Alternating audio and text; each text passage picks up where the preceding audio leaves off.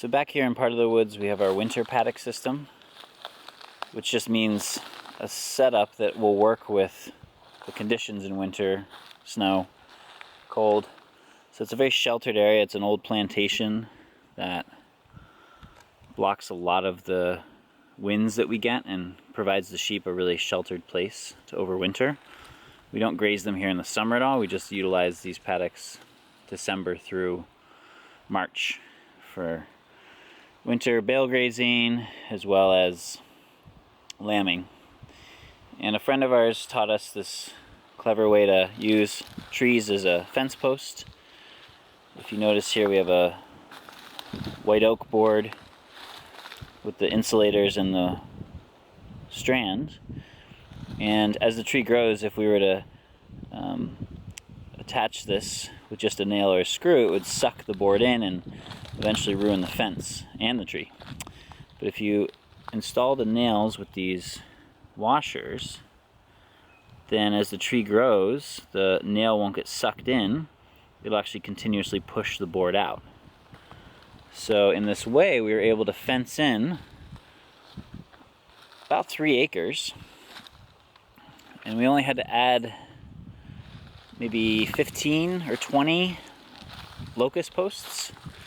We mostly were able to use the trees and a couple of these rebar posts here, and it's quite nice to have this in the winter, something that stays hot, something that shelters the animals, allows us to put the net fence away for the winter, and by using the trees we were able to save a lot of cost. We do have some gates, which are always good to have as well.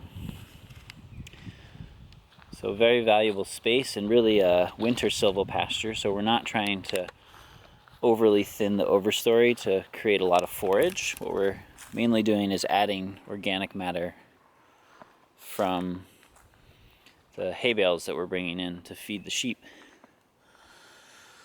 But we do thin over time just to keep the canopy nice and healthy and prevent trees from dying out early. But you can see in here some of the residue from last winter, where we have a lot of organic material on the ground that was left over from bale grazing, and that mixed with manure creates pretty nice soft soil.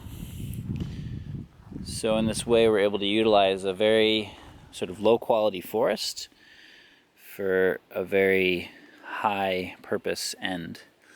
And we're stewarding these trees, and eventually this forest will continue to evolve into a nice hardwood forest from this kind of plantation. So these trees in these dense plantations that are very common in the Northeast, these were trees that were given to landowners back in the 50s to plant these kind of monocultures of red pine and Scots pine, things like that.